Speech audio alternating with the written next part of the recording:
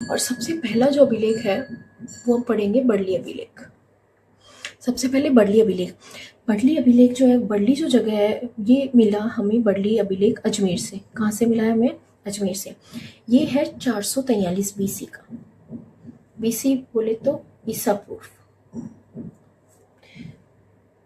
ईसा पूर्व और बीसी और एडी का डिफरेंस बाद में बताऊंगी। तो 443 बीसी का है, 443 ईसा पूर्व का है। ये राजस्थान का सबसे पुराना अभिलेख है। अब तक जो मिले हैं अभिलेख उसमें सबसे पुराना है बड़ली अभिलेख। ये जो है वो गौरीशंकर हीराचंद ओझा को मिला था, जिनको शॉर्ट में हम बोलते हैं GH ओझा। गौरीशंकर हीराचंद ओझा को मिला था 1912 में मिला। कब मिला है? 1912 में मिला है और भिलोट माता मंदिर से मिला है। अजमेर में एक मंदिर है भिलोट माता, वहाँ से गौरीशंकर हीराचंद ओझा को मिला है। अब ये अभिलेख जो है वो जानकारी किसकी देते हैं? तो ये जो है वीर निर्वाण संवत का है। वीर निर्वाण संवत 84 का है। वीर निर्वाण संवत कब का है? ये जैनों का एक कैलेंडर है। मतलब जैसे कि हिंदू अलग अलग कैलेंडर, जैसे विक्रमी संवत चलता है वो अलग कैलेंडर है। अभी हम ज़्यादातर अंग्रेजों का कैलेंडर काम में लेते हैं, जिसको बोलते हैं ग्रेगोरियन कैलेंडर। वैसे वीर निर्वाण संवत जो है वो जैनों का है। ये जो महावीर, भगवान महावीर को जिस दिन निर्वाण की प्राप्ति हुई थी, मतलब जिस दिन उनको एक तरीके से जिस दिन उनकी मृत्यु हुई थी, उस दिन से शुरू हुआ था वीर निर्वाण संवत। और ये जब 84 चल रहा था, 84वां साल चल रहा था इसमें, तब ये लिखा गया था। और ये अंग्रेज़ों को मिला कब? 443 बीसी में। अंग्रेज़ों ने इसकी डेट लाइन ये बताई है अंग्रेज़ों के कैलेंडर के अनुसार, और ये है वीर निर्वाण संवत के अनुसार। इसके अनुसार चित्तौड़गढ़ में एक जगह है माध्यमिका, वो क्या थी? जैन केंद्र थी। चित्तौड़ में एक जगह है माध्यमिका, वो क्या थी? जैन केंद्र थी। और ये जो है इसकी भाषा और लिपि, भाषा इसकी है प्राकृत, प्राकृत भाषा है, और लिपि है इसकी ब्राह्मी, ब्राह्मी लिपि है। तो यही सब बातें हमें इससे पता चलती है। मेन यही बातें हैं कि 443 बीसी का है, प्राचीनतम है, GH गौरीशंकर हीराचंद ओझा को मिला 1912 में भिलोट माता मंदिर से। वीर निर्वाण संवत 84 का है। और इसके अनुसार जो जानकारी क्या दे रही है, माध्यमिका जो था वो जैन केंद्र था। माध्यमिका चित्तौड़ में है, और वर्तमान में माध्यमिका का जो नाम है वो नगरी है। क्या नाम है माध्यमिका का? नगरी है। इसकी भाषा जो है वो प्राकृत है, और लिपि क्या है? ब्राह्मी है। तो बड़ली अभिलेख में ये बातें याद रखें। अगला आता है घोसुंडी अभिलेख। घोसुंडी जो अभिलेख है वो हमें मिला है चित्तौड़ से, और ये है 2री शताब्दी ईसा पूर्व का है। या इसको बोल सकते हैं 200 BC, या 2री शताब्दी ईसा पूर्व।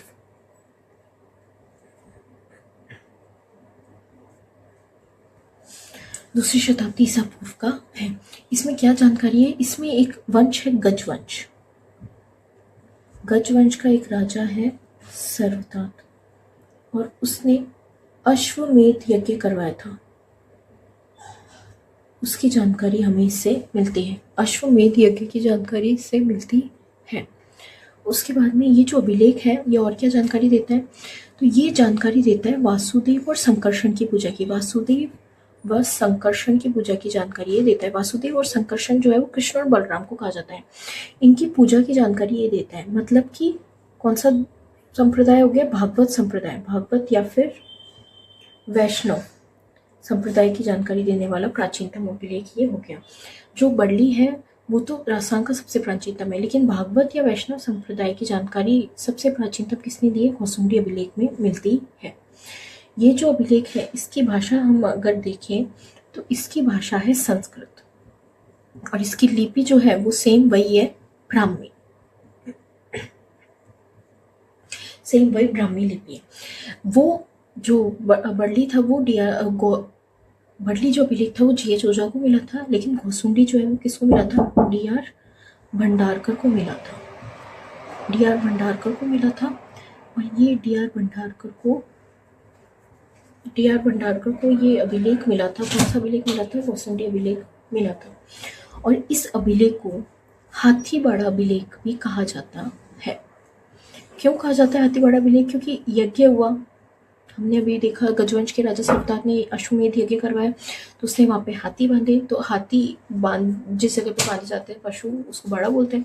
इस कारण से इस अभिलेख को हाथी बाड़ा अभिलेख भी कहा जाता है। और ये जो स्थान है, यहाँ पे यज्ञ करवाया गया था, तो यज्ञ करवाया तो वहाँ पे दिया जलाया गया। तो दिया एक स्तंभ या एक पिलर के ऊपर रखा गया, तो उसको बोला गया ऊब दीवड़। ऊब का मतलब हमें पता है खड़ा हुआ, और दीवड़ का मतलब भी हमें पता है दिया। तो ऊब दीवड़ भी इस स्थान को कहा जाता है। क्यों? क्योंकि यहाँ पे खड़ा हुआ दिया रखा गया था। तो ये कौसुंडी अभिलेख हो गया हमारा 200 BC का है, दूसरी शताब्दी ईसा पूर्व का है, चित्तौड़ से मिला है। जो कौसुंडी जगह वो चित्तौड़ में गजवंश के सरताज की अश्वमेध यज्ञ की जानकारी देते हैं। वासुदेव संकर्षण की पूजा, मतलब भागवत या वैष्णव संप्रदाय का प्राचीनतम भाषा संस्कृत, लिपि ब्राह्मी। DR भंडारकर को ये मिला था, जबकि पहले वाला जो था पडली वो किसको मिला था? गौरीशंकर हीराचंद ओझा को। उसमें सन भी दे रखा है, कहाँ से मिला है वो भी दे रखा है, लेकिन यहाँ पे मंदिर का नाम ऐसा कुछ भी नहीं है। इस अभिलेख का दूसरा नाम हाथीवाड़ा और इस स्थान का दूसरा नाम क्या हो गया? ऊबदीवड़ हो गया।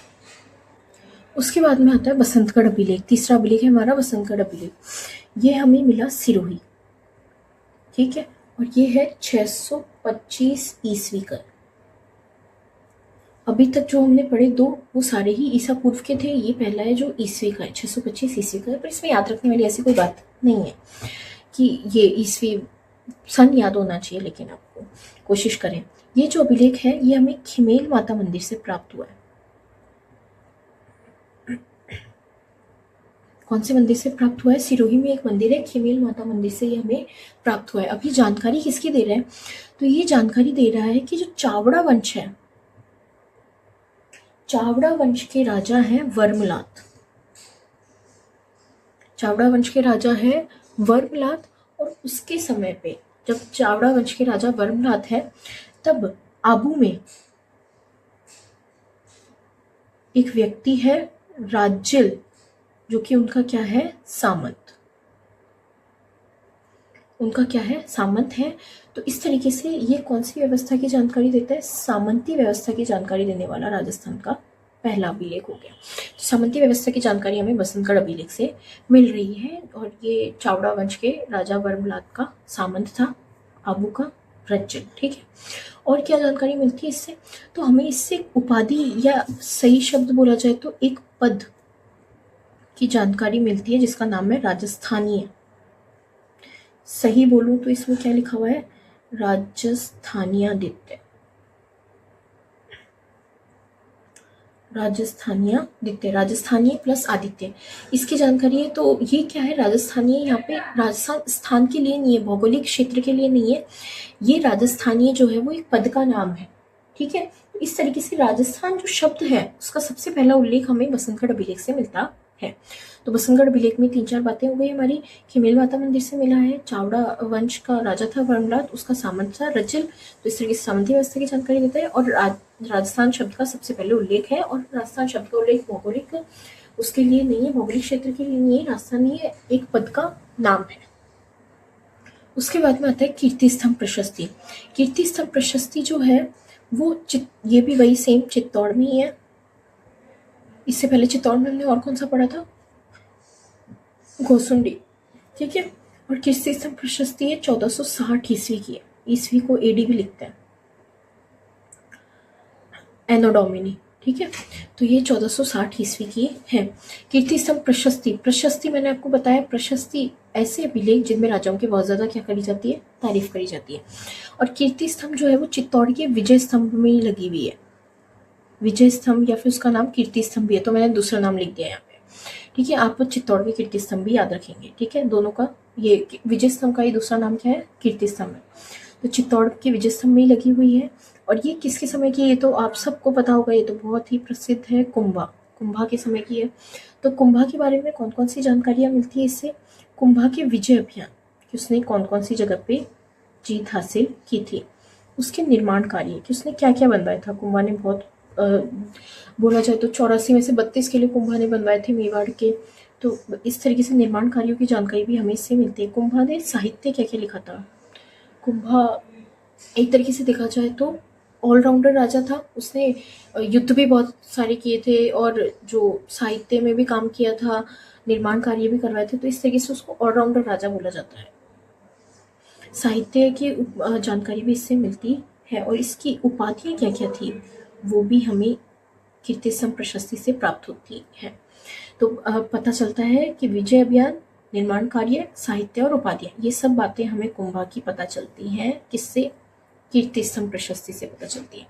और इसकी रचयिता कौन है? रचयिता का मतलब जिन्होंने ये लिखा किसने एक तरीके से, तो वो दो बाप बेटे थे, अत्रि भट्ट और महेश भट्ट। उन्होंने ये जो प्रशस्ति है इसको लिखा है, अत्रि भट्ट और महेश भट्ट ने। उसके बाद में आता है अजमेर का फारसी अभिलेख। ये तो नाम में ही पता चल रहा है अजमेर से ही मिला है, फारसी भाषा में लिखा हुआ है, तो इसमें भाषा और लिपि बताने की जरूरत ही नहीं है। अजमेर का जो फारसी अभिलेख है वो हमें मिला 1200 ईस्वी में। कब मिला? 1200 ईस्वी में।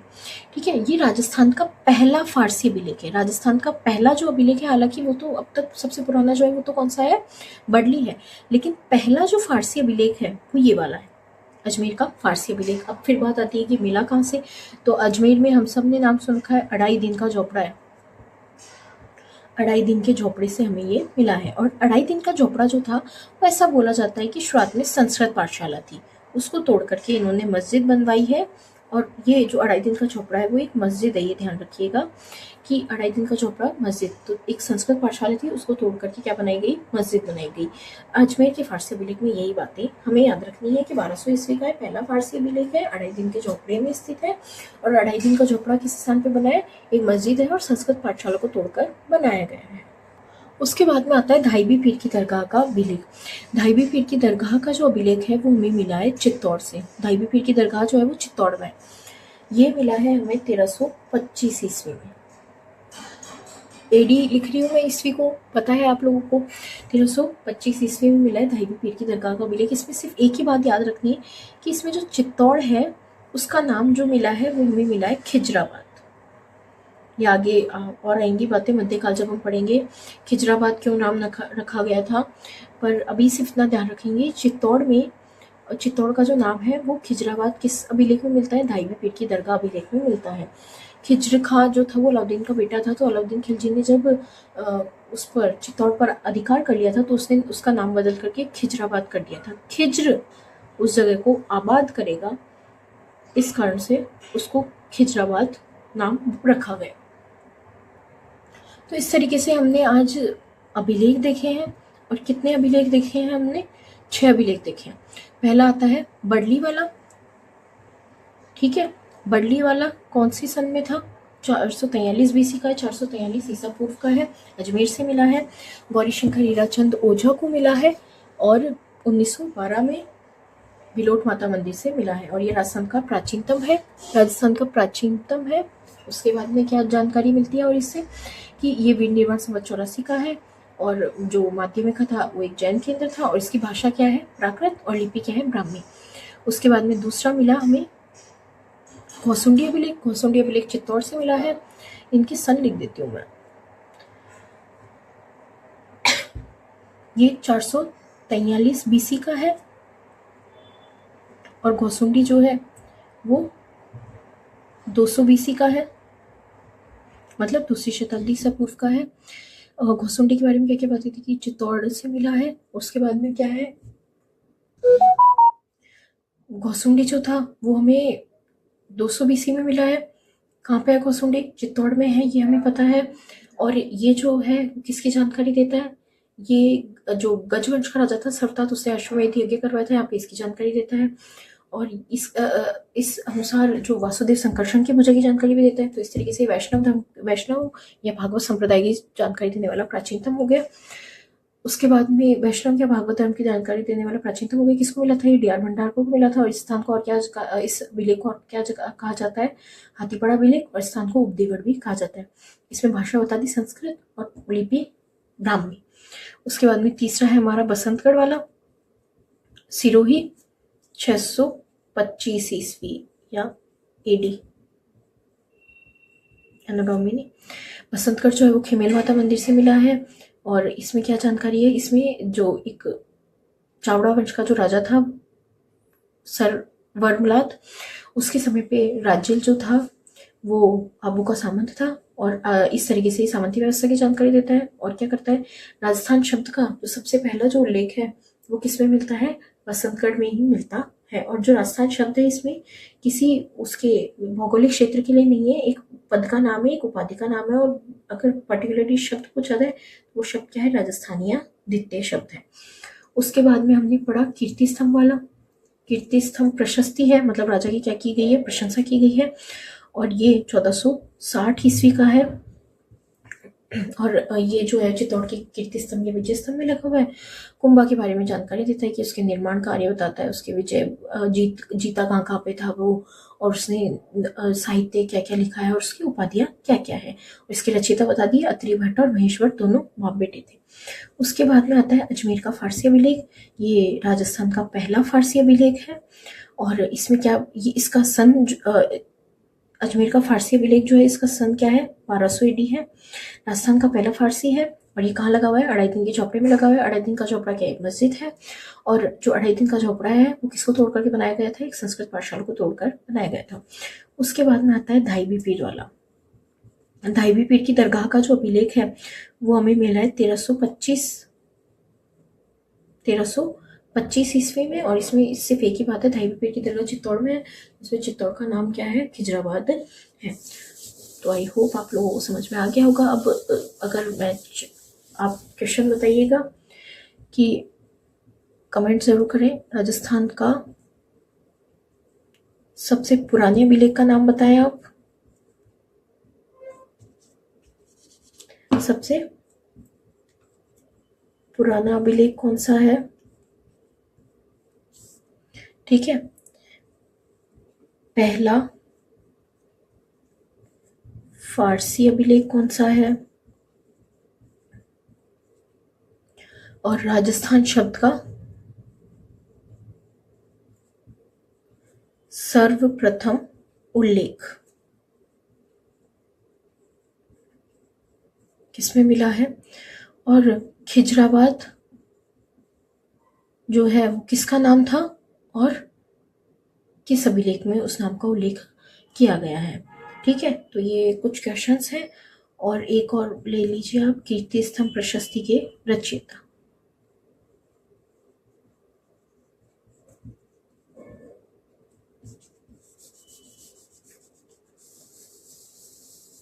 कीर्ति स्तंभ प्रशस्ति के रचयिता। तो इन क्वेश्चंस के आंसर कमेंट में बताएं। धन्यवाद।